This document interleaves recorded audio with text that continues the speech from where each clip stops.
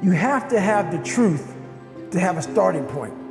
So when you, like, if I'm lying to you about who I am, or I'm lying to you about whatever, there's no starting point. There's a false reality. You have to create the real reality.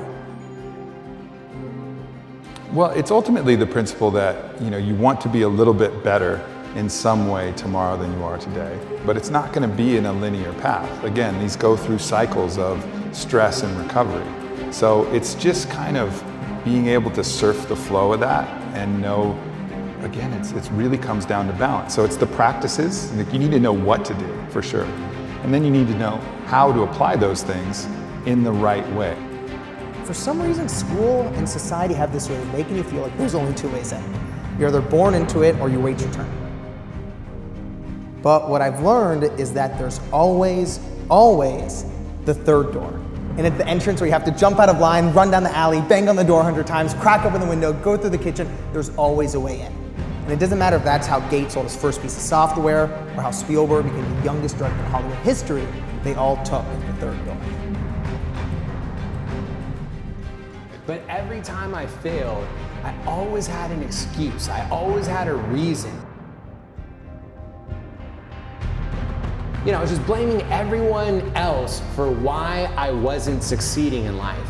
But after my third major failure, that's when I really stopped and realized I'm the common denominator here. I am the one person that is consistent in all three of these massive failures. And unless I'm gonna take that really serious to change the person that I am, then my outcome is never gonna change. Once you come face to face with who you are, you have a starting point. All right, I'm not real smart. I have no courage. I have no self-esteem. I have no nothing. Nothing. That's my starting point. Now we can move from there. But if I tell myself I'm strong, I have courage, I'm smart, and all these are lies, you continuously push that starting point backwards. So that starting point is the truth. Fear is a belief that something negative is going to happen rather than something positive is going to happen. So it's like that's on the other side. You're almost believing in your failure, right, rather than believing in your success. So you have to go attack and collapse these different fears. A lot of the fear comes because we're afraid that we're going to judge ourselves harshly or whatever. So you got to realize, like, there is no such thing as failure. There's just learning, right? So you collapse the penalty for failure. So that collapses the fear, which allows you to believe even more.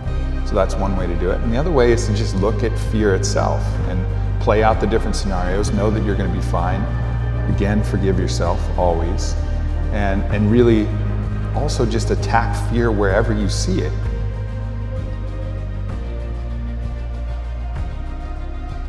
And the difference between fearlessness and courage is that fearlessness is jumping off of the cliff without thinking. Courage is acknowledging your fear, analyzing the consequences, and deciding you still care so much about it, you're going to take one step forward anyway.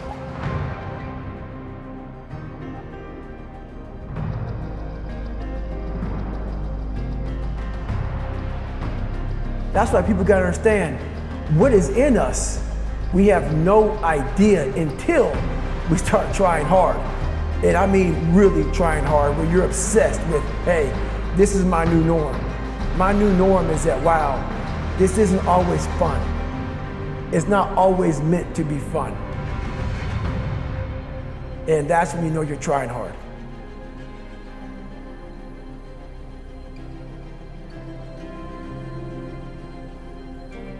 And if you believe there's something that's irrational that should control you, that will apply universally. So wherever you find fear specifically, collapse fear wherever you see it, and that specific collapse will help with the universal collapse of fear in general. The key of taking that first step, it's not about trying to logically argue with those voices in our head. You will never win against the voices in your head if you try to argue with them. What I've learned is that if you, instead of focusing on the voices and the fears, you focus on the desires.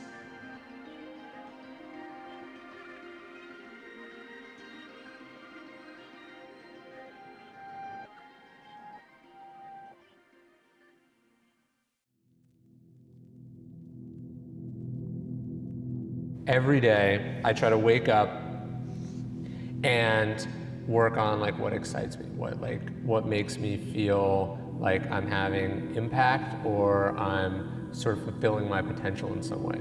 So if I'm thinking about a foundational belief, it's that everyone has something that they can offer the world, and they've got to figure out what that thing is. And then they've got to make a lot of very difficult decisions, usually saying no to things that puts them in the best position to fulfill whatever that potential is.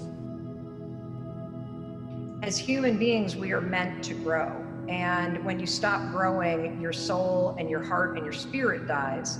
But as you move through life, it is unavoidable to face things that are challenging, face disappointment, face things that are just absolutely heartbreaking. The ability to have self-awareness and to have the ability to pause before your emotions take over and take you down a negative spiral. You just got to understand, the only thing that you're responsible for is your best. Like, you can't do better than your best. You just do your best. And if you try to obsess too much, you're not doing your best, you're going to be paralyzed, right? So you have to get as much information as you can, make the most educated choice, make sure that you're not choosing based on ego or emotion or, greed or these other forces that delude you and prevent you from thinking clearly. But if you do your best and you fail, like, what are you going to do? Beat yourself up for that? Like, that doesn't make any sense. If you're doing your best, if you're really laying it out there, there's nothing more you can do. When you say, how do I make this happen? You're undoing all your work because you're operating from a place of fear. Because you're asking, how do I, little me, make it happen? And if I don't make it happen, it means it's not going to happen, which means I'm in a fear vibration. Instead, ask yourself, this is all done. I've locked it in, chosen the thermostat, I've done the work, I'm the millionaire version of me, I've cultivated my circle, I've got everything down. How can I now show up to participate in this process? That's what we do. We go like, what's the meaning of life? As though someone's supposed to tell us. And he's saying, no, actually life is asking you that question. Existence asks you that question, and you answer it with your choices and decisions and the life. So your life is the answer, right? Well, when you are in the face of so much uncertainty, which we all are right now, what you have to do is you have to win the battle that you can win, which is the battle of your own mind.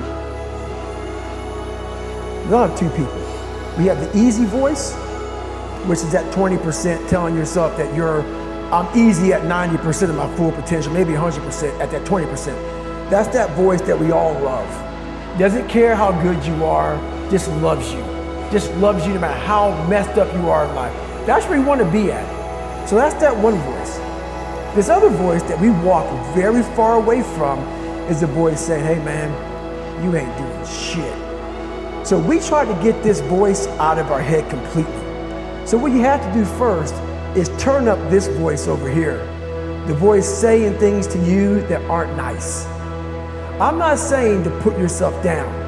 I'm saying listen to the truth.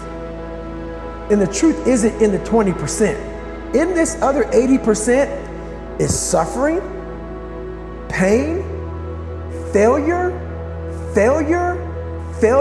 self-doubt, darkness, and then a whole bunch of light.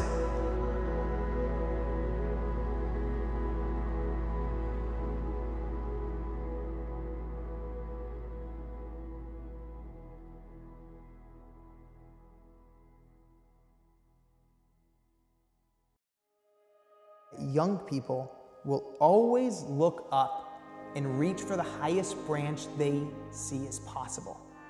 Whether it's up to parents, whether it's up to schools. And what I've learned is that when you change what someone believes is possible, you change what becomes possible.